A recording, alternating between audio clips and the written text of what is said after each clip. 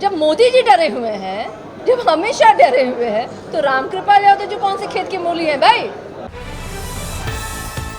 हमारे जो महागठबंधन समर्थित उम्मीदवार है रीतलाल यादव जी, जहां उनके घर पे बार बार पुलिस जो है अपनी दबिश बना रही है, बार बार रेड करने के लिए जा रही है।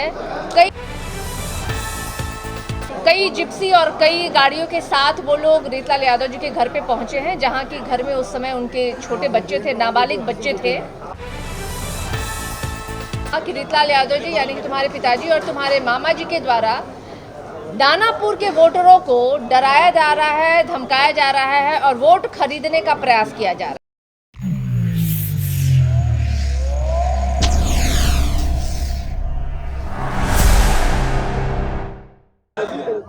चलिए थोड़े देर के लिए शांति। प्रश्न नहीं, पहले हम बोल देते हैं, उसके बाद आप लोग प्रश्न कीजिएगा, है ना। हम लोग जिस विषय के लिए पहले आए हैं उसका पहले हम ये कर देते हैं।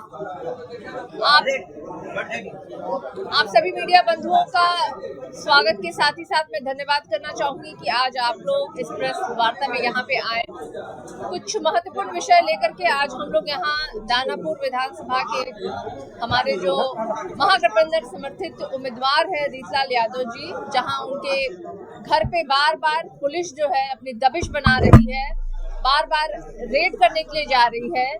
कई ऐसे आरोप लगा रही है जो बेबुनियाद आरोप हैं, जो मौखिक आरोप के आधार पे पुलिस बार बार इनके घर पे पहुंच रही है, साथ ही साथ इनके कार्यकर्ताओं के भी घर पे पहुंच रही है और परिवार के भी अन्य कई जन हैं जिनके घरों पे पुलिस पहुंच करके डराने और धमकाने और दबिश बनाने का प्रयास कर रही है।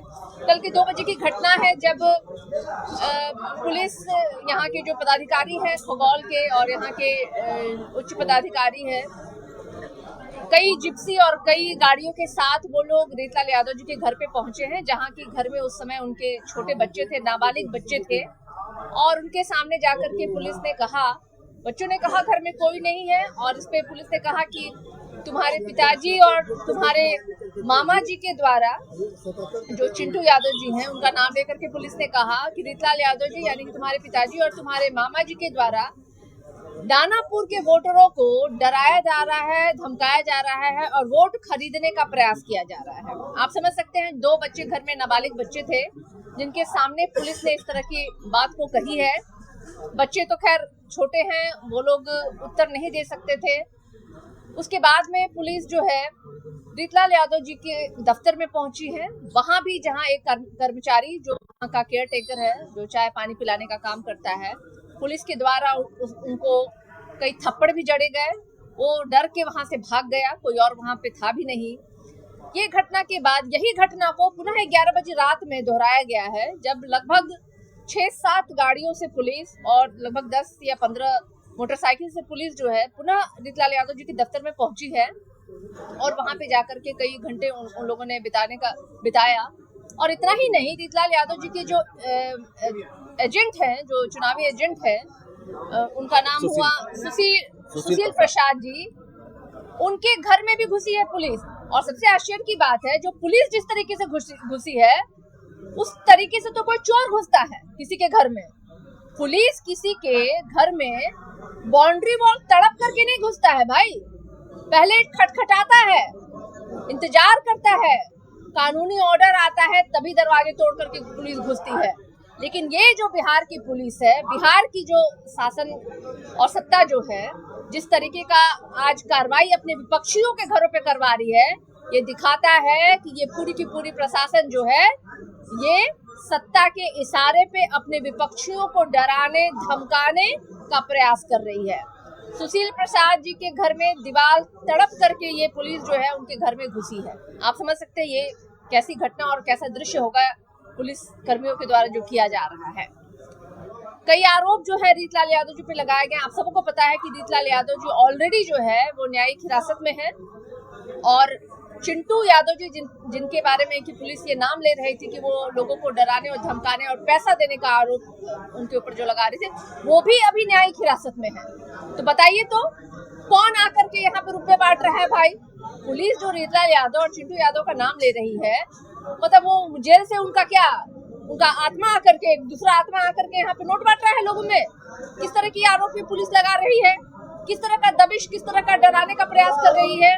ये साफ साफ दिख रहा है कि किस तरीके से जो हमारे यहाँ एनडीए के प्रत्याशी हैं, भाजपा समर्पित जो यहाँ दानापुर के प्रत्याशी हैं, जो इतने डरे हुए हैं, इतने अपने हार को सिर्फ कल्पना करके इतने घबराए हुए हैं कि सत्ता और प्रशासन का अपना सहयोग लेकर के हमारे प्रत्याशी के जो समर्थक हैं उनके ऊपर वो एक डर का जो माहौल है वो बनाना चाह रहे हैं। अब देखिए पुलिस कैसे काम करती है। मैं आपको उदाहरण देना चाहूंगी कि कल मोकामा में एक घटना, एक दुलार चंद यादव जी की हत्या की गई है। दुलार चंद यादव जी के पोते, जिन्होंने खुद, जो वहां के प्रत्यक्षदर्शी थे, उन्होंने ये आरोप लगाया है कि अनंत सिंह के दो समर्थक जो उनके साथ काम करते हैं, करमवीर और किसी एक और व्यक्ति का नाम लिया उन्होंने, कि किस तरीके से उन लोगों ने मेरे दादाजी को हाथ पकड़ा और किस तरीके से अनंत सिंह जी ने गोली चलाई है। प्रत्यक्षदर्शी है वो, और वो उनके पोते हैं दुलार चंद यादव जी के। उन्होंने ये आरोप लगाया, लेकिन पुलिस ने क्या कार्रवाई की है? आज मेरी जानकारी बताती है कि जिसके ऊपर आरोप लगा है वो आरोपी तो घूम रहा है, चुनाव प्रचार कर रहा है। आज एसआईआर के नाम पे ये लोग कह रहे हैं, जैसा कि दानापुर की घटना में बताऊं कि जब सवाल किया गया कि आप किनके कहने से, आपके पास क्या कागज है, कुछ आपके पास दीजिएगा ना, साक्ष्य दीजिएगा आप हमारे पास कि अगर हमारे लोग रुपए बांट रहे हैं तो आप हमको वीडियो दिखाइए, फोटोज दिखाइए, आप उनको सामने लाइए। लेकिन कोई साक्ष्य नहीं, कुछ नहीं है। इसके बावजूद भी वो आए। दूसरी बात कि उन्होंने कहा कि एसआईआर यानी कि इलेक्शन कमीशन ऑफ इंडिया के आदेश पे हमने किया। इलेक्शन कमीशन ऑफ इंडिया ये अब जवाब दे कि भाजपा के प्रत्याशी और बिहार के सत्ताधारी पुलिस महकमा जो है इलेक्शन कमीशन ऑफ इंडिया के नाम लेकर के अपने विपक्ष यानी कि महागठबंधन समर्थित उम्मीदवारों के घर पहुंचती है, उनको डराने और धमकाने का काम करती है। लेकिन वहीं पे सत्ताधारी जो समर्थित उम्मीदवार है, अनंत सिंह जैसे एक बाहुबली गुंडा क्रिमिनल, क्योंकि वो ऑलरेडी जेल काट के आए हैं, वो उनके ऊपर सीधा सीधा प्रत्यक्षदर्शी आरोप लगाता है तो क्या कार्रवाई करती है पुलिस? क्या इलेक्शन कमीशन ऑफ इंडिया ने सुना नहीं अनंत सिंह जी का बयान कि 40 गाड़ी से मैं आगे था?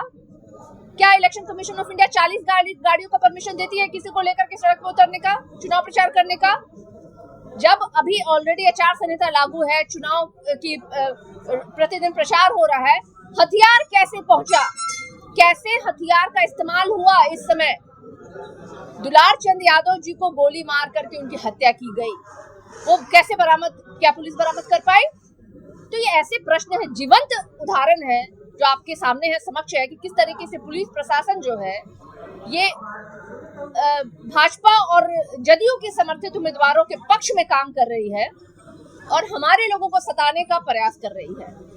ऑलरेडी ये आप सबको पता है कि रीतलाल यादव जी जेल में है, उन्होंने खुद सरेंडर किया है, और जो भी आरोप लगातार लगाए जा रहे हैं उनके घर में उनके बच्चों पे किस तरीके से मानसिक दबाव डालने का प्रयास कर रही है ये पुलिस, ये निश्चित रूप से ये अपने आप में शर्मसार करने वाले। लेकिन मैं आप लोगों के मार्फत एक बात जरूर कहना चाहूंगी कि तेजस्वी यादव जी ने अभी रिसेंटली एक बात मंच से कही थी कि जितने भी बिहार के पदाधिकारी हैं, चाहे वो दरोगा हैं, सिपाही हैं, एसपी हैं, डीएसपी हैं, वीडियो है, सीओ है या डीएम है, अगर आप किसी भी तरीके से आप गलत प्रयास कर रहे हैं हमारे लोगों को सताने का, हमारे लोगों को दबाने का, या भाजपा और जदयू के अगर आप दबाव में आकर के अगर आप महागठबंधन के किसी भी प्रत्याशी और कार्यकर्ता को डराने और धमकाने का काम कर रहे हैं तो याद रखिएगा, आप हर एक का चेहरा हम याद करके रखे हैं और आपको बख्शा नहीं जाएगा। कड़ी चेतावनी वो तमाम लोगों के लिए है,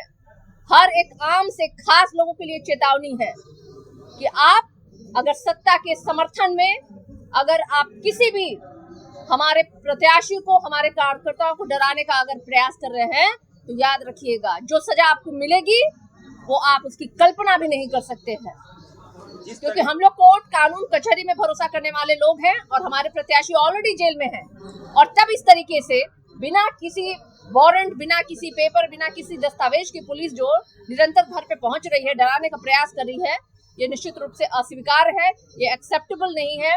और इसके लिए मैं आप लोगों के मार्फत कहना चाहूंगी, जो तमाम जो अधिकारी हैं जो इस तरह के भाव लेकर के काम कर रहे हैं, अभी भी समय है, आप चेत जाइए, सचेत जाइए, वरना फिर समय आ रहा है, आप लोगों को बहुत जल्द हम लोग दिखलाएंगे कि कैसे कानून के तहत काम किया जाता है। यह लोकतंत्र है या फिर इससे क्या? नहीं, ये लोकतंत्र की हत्या करने वाले लोग सत्ता में काबिज है तो लोकतंत्र कहाँ से सुरक्षित रहेगा? हम तो लड़ाई लड़ ही रहे हैं लोकतंत्र की, हम लड़ाई लड़ रहे हैं संविधान बचाने की।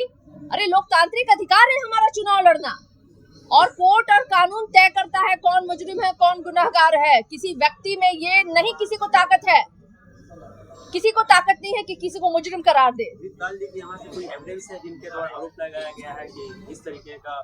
भाई यही तो एविडेंस हम मांग रहे हैं पुलिस से। आप किस आधार पे, किस एविडेंस के आधार पे आप हमारे घर पे आए हैं? आप किस आधार पे आप हमारे घर में घुस करके हमारे बच्चों को डराने का प्रयास किया आपने? कोई मोरालिटी है पुलिस में? कोई है कुछ भी, कोई मोरल ग्राउंड भी बचा है क्या अधिकारियों के बीच में?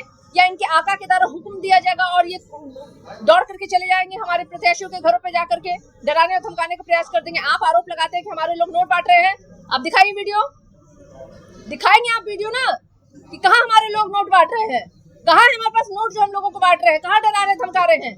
अरे भाई जनसैलाब उमड़ता है हमारे पीछे जब हम जाते हैं, क्योंकि हम उनके सुख और दुख में हमेशा खड़े रहे हैं। हम जिधर से गुजरते हैं हमारे साथ उनका समर्थन है, और उस भीड़ को देख करके ये लोग बौखला गई हैं, और वो बौखलाहट में ये लोग कहते हैं कि डराने आप लोकतंत्र की हत्या नहीं कर सकते हैं। ये लोकतंत्र की जननी बिहार है, यहाँ हम किसी को लोकतंत्र की हत्या नहीं करने देंगे। और दोबारा पुनः मैं बोलना चाहूंगी, हमारा संविधान और लोकतंत्र के बल पे ये देश चलता है, ये राज्य चलता है। उसके हत्यारों और उसकी हत्या करने वाले, साजिश करने वाले लोगों को कतई हम बख्शेंगे नहीं। राजद कार्यकर्ता या समर्थक है, उनके लिए कुछ कहना चाहिए? नहीं, देखिए राजद कार्यकर्ता और समर्थकों से मैं यही कहूंगी कि ये अभी जो हवा बह रही है, अभी ये जो गैर कानूनी, जो कानून में बैठे लोग जो है गैर कानूनी काम कर रहे हैं, आप लोग चेत जाइए, सचेत जाइए। अगर अभी हम चुके तो फिर 5 साल के बाद हमें मौका नहीं मिलेगा। इसलिए 2025 यानी कि 6 तारीख को और 11 तारीख को जो चुनाव देना है, वोट देना है, उस लोकतंत्र का इस्तेमाल, उस वोट के अधिकार को आपको इस्तेमाल करना है। डरना नहीं है, बूथों तक पहुंचिए, वोट कीजिए और इस सत्ता को परिवर्तित कीजिए। इस लोकतंत्र में अब तक गिरफ्तारी क्यों नहीं होगी मुकाम राजन यादव की? भाई क्यों होगी, क्यों होगी? ये तो वो लोग हैं ना जो जेल मैनुअल में बदलाव करके आनंद मोहन जैसे व्यक्तियों को छुड़वाते हैं, जेल से बाहर निकालते हैं। जब यही अनंत सिंह हमारे साथ थे तो दुर्दांत अपराधी हुआ करते थे। इनके खिलाफ हाई कोर्ट दिल्ली से वकील आते थे, इनके खिलाफ में रीट दायर करते थे, इनके केस को कमजोर किया जाता था। लेकिन जब ये आरजेडी छोड़ करके भाजपा में ये जाकर के जुड़े तो इनको क्लीन चिट मिल गई। तो ये कहीं से भी दिखाई नहीं देता है न्याय प्रिय। ये जो निर्णय है जो सत्ता के द्वारा लिया जा रहा है, कहीं से नहीं है। ये विशुद्ध रूप से ये भ्रष्टाचारियों को अपने में मिला लेते हैं, उन्हें क्लीन चिट देते हैं, उन्हें देवी देवता और साधु संत बना देते हैं। और वही लोग जब इनके विपरीत खड़े रहते हैं, विरोध में खड़े रहते हैं, तो ये उनके लिए दुर्दांत अपराधी होते हैं। और हमें इस सरकार से कोई उम्मीद नहीं है। हम जानते हैं ये सरकार जो है ये कभी भी न्याय प्रिय, न्याय संगत निर्णय नहीं ले सकती। इसलिए हम अपने वोटरों को बोलना चाहते हैं कि समय है आपके पास, सत्ता को परिवर्तित कीजिए, वो राज्य को लाइए जो कहते हैं कार्रवाई वाली, सुनवाई वाली हो, आपकी रोजगार देने वाली हो। और तमाम जो वादे जो तेजस्वी यादव जी ने बिहार वासियों को, युवाओं और महिलाओं को किए हैं, उनकी सरकार लाइए ताकि ये बिहार में जो है सही मायने में एक मंगल राज आ सके और बिहार का विकास हो सके। अच्छा, कौन सा जंगल राज होता है? प्रधानमंत्री से लेकर गृह मंत्री सब बिहार के दौरे पर हैं। देखिए अभी तो मोदी जी, योगी जी, अमित शाह जी सब लोग बिहार के दौरे पे हैं। और आपको योगी जी के बारे में पता ही है कि वो अगर 5 बात बोलेंगे तो 5 बात में 4 बात हिंदू, मुस्लिम, मंदिर, मस्जिद, बुर्का, ये सब करेंगे। वो कभी भी आपने देखा क्या कि वो लोग आकर के विकास की बात किए होंगे? मोदी जी ने क्या बोला कि हम 1 GB 1.5 GB डाटा बिहार वासियों को दे रहे हैं। फर्क देखिए, जहां तेजस्वी जी कहते हैं कि हम रोजगार देंगे, हर बिहार वासियों के हर एक घर में रोजगार देंगे, वहीं पे मोदी जी कहते हैं कि हम फ्री डेटा देंगे।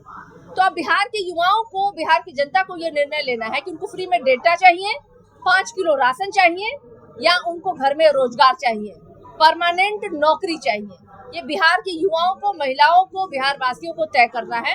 और मुझे लगता है कि बिहार वासी बहुत चतुर है। 20 सालों में उन्होंने बिहार की दुर्दशा करने वालों की सारी चीजें देख ली हैं और इसलिए पूरा बिहार जो है इस बार परिवर्तन के मूड में है। विधानसभा के चुनाव परिणाम आने के बाद पहले ही क्या भाजपा डर चुकी है क्या? नहीं, चुनाव परिणाम तो बात छोड़ दीजिए, जिस तरीके से जन सैलाब उमड़ पड़ा है हमारे साथ, हमारे नेता के साथ, तो हमारे तो जब मोदी जी डरे हुए हैं, जब हमेशा डरे हुए हैं, तो रामकृपाल यादव जी कौन से खेत के मूली है भाई? रामकृपाल यादव जी तो ऑलरेडी सरेंडर कर चुके हैं। लेकिन फिर भी मेरा कहना है, प्रशासन के जो बैठे लोग हैं, अधिकारी लोग हैं, कि आपकी नौकरी अभी 5 साल की नहीं है। मान लीजिए कोई मंत्री विधायक तो 5 साल रहेगा, लेकिन आपकी तो नौकरी 30 साल तक रहेगी। तो आप सत्ताधारियों के दबाव में आके ऐसा कोई काम मत कीजिए कि बाद में आपको उसका खामियाजा भुगतना पड़ेगा।